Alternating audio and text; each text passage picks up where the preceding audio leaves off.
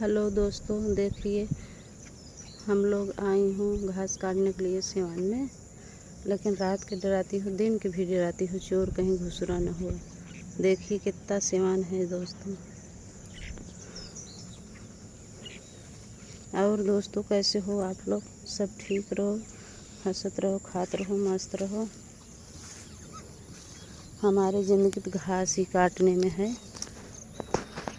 घास काटते काटते हम लोग खुदे दोपहर कर देते हैं। सुबह से आकर घर पर खाना नहीं बनाई हूँ, चलूँगी तो खाना बना कर खाऊँगी। देखिए दोस्तों, इधर रेलवे है।